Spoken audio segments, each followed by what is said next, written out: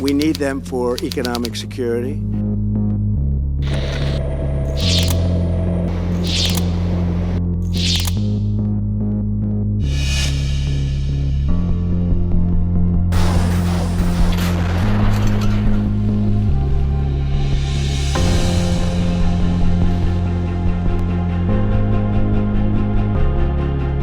I don't think that's what Trump has in mind, however.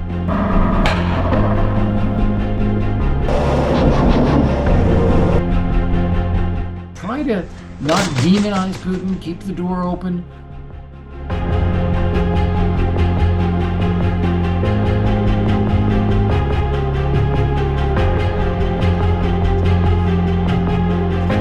안녕하세요. 힘있는 이야기를 발굴하는 특종의 발견. 저는 김수영 기자입니다.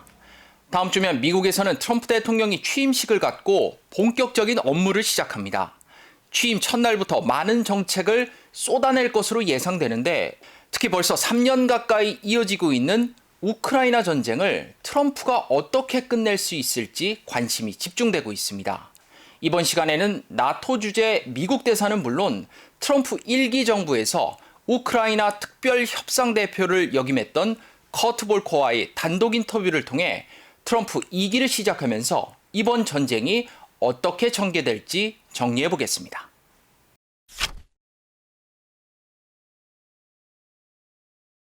During his campaign, Trump pledged to end the war in Ukraine within 24 hours of taking office.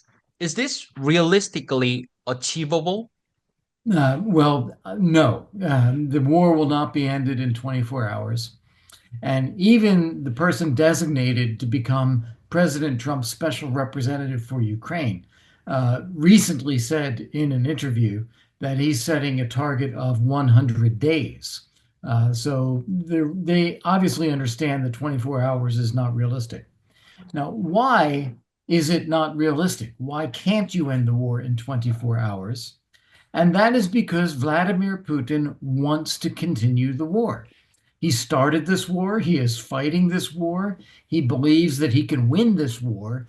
He wants to defeat Ukraine and take over the government and make Ukraine part of the Russian Empire. That's his goal. And he still thinks he can achieve it. So to convince him otherwise, to convince Putin that he can never achieve that goal, is going to require a show of strength, military support for Ukraine, sanctions against Russia, and a clear strategy about how we are going to block Putin so that he becomes convinced he has to just stop the war as it is and not try for more. To convince Russia to stop the war, you need to have enough force on the table to convince them that it's not worth continuing the fight. So his advisor for Ukraine, General Kellogg, as well as Trump himself, have talked about continuing military aid to Ukraine in one form or another. And what does Trump envision as a solution to the war? And is it a possible plan? I do think it's possible. And I think what Trump has in mind is a ceasefire in place. So nobody takes any more territory. You just stop the fighting where it is. And then Russia can claim to occupy this territory for the long term. No one's going to take it back militarily, but no one will recognize it as Russia's right to have this territory either. It'll be a de facto occupation, but not recognized. And in the meantime, everybody then works to strengthen Ukraine, the part of it that is still sovereign and independent. You strengthen that Ukraine as an independent, democratic European government, eventually part of the EU and part of NATO. And that will set the stage for Ukraine recovering its territory years and years down the road. I think that's what Trump has in mind, and I do think it is a realistic scenario. And can Zelensky accept a ceasefire proposal after already losing so much territory? He has indicated in an interview with Sky News in December of last year that he understands that he cannot take back all of the territory that Russia has seized militarily. They don't have the military means to do that. So he's prepared to accept a disagreement. Russia occupies part of Ukraine. No one recognizes it as part of Russia, and yet they will pursue the return of that territory not by military means, but by diplomatic and political and other means. I think that is a realistic scenario, even for Ukraine.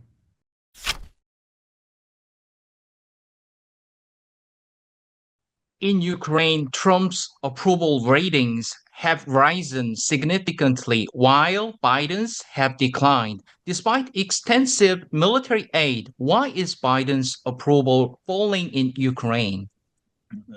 The Biden administration was seen in Ukraine as never providing enough support.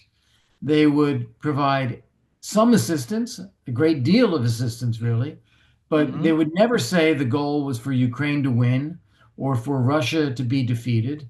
They restricted the types of weapons that were provided over time. They restricted the use of the weapons, even of those that were provided.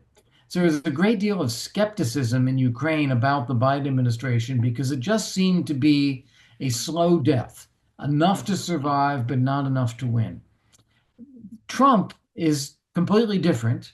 And I think Ukrainians look at Trump as being decisive. So where there is a clear goal and a way of achieving that goal, I think Trump will actually do it. You know, Trump has shown an affinity for strongman. What is the actual nature of Trump's relationship with Putin?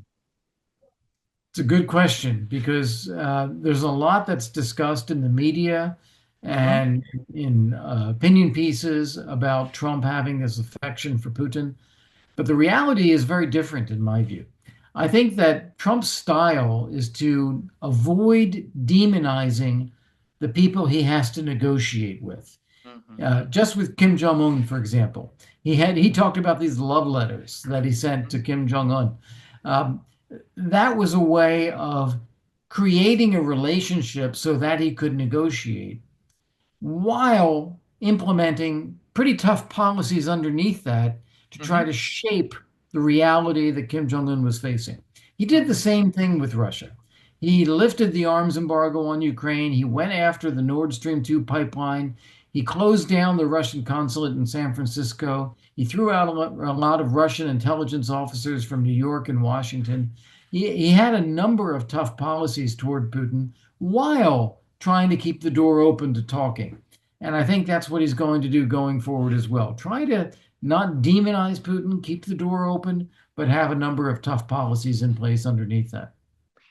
And Trump and Kim Jong-un are known to have a personal rapport. How do you think their relationship might impact the war in Ukraine? Well, I think this has to start over. I think that Trump worked very hard to establish a rapport with Kim Jong-un in order to try to get Kim Jong-un to give up nuclear weapons. Kim Jong-un refused. He insisted on maintaining the nuclear program.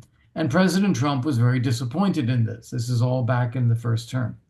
So now going forward, I think they're going to have to reestablish some kind of relationship if there's to be any relationship at all.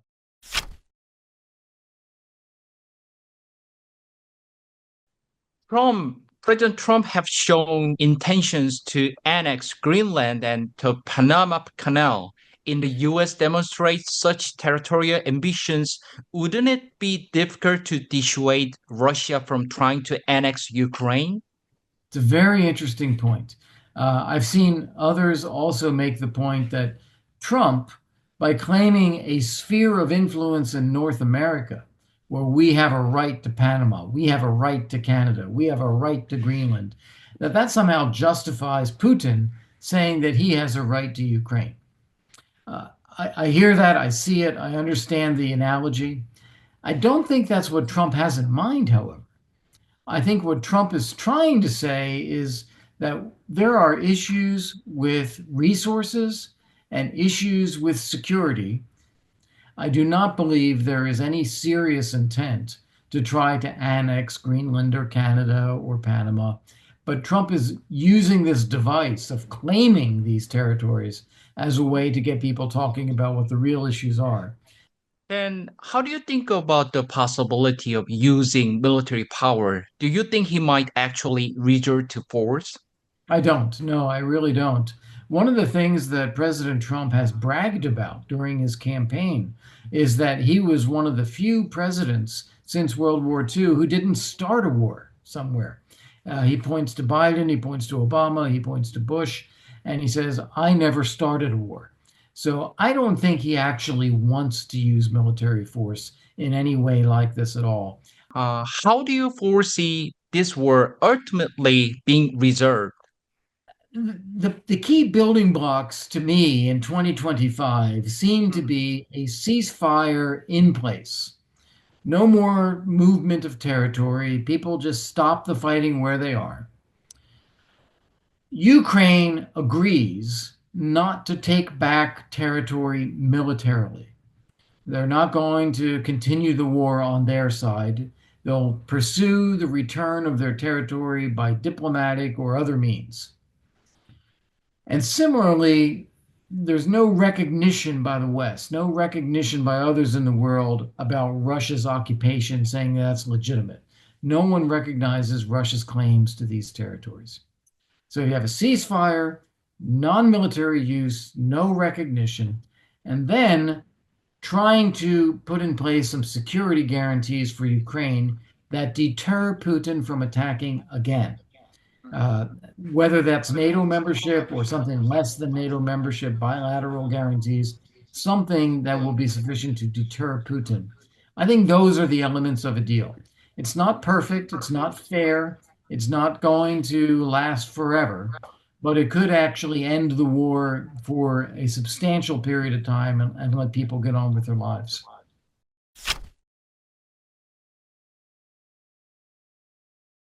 Trump has called for NATO to spend 5% of GDP on defense, a significant increase from the 2% he proposed during his first term. The US itself spends around 3.5% or something of its GDP on defense. Do you think Trump's proposed defense spending target for NATO is realistic? I think it's a good opening gambit. I think it has the shock factor of not 3, not 4, but 5% people are going to be reacting to that. But it puts on the table the idea we need to see more from Europe. Then you get into a negotiation. I don't think that 5% will be the outcome of such a negotiation. It will probably be 3, 3.5, something like that. Mm-hmm. Europe has underinvested in defense for decades.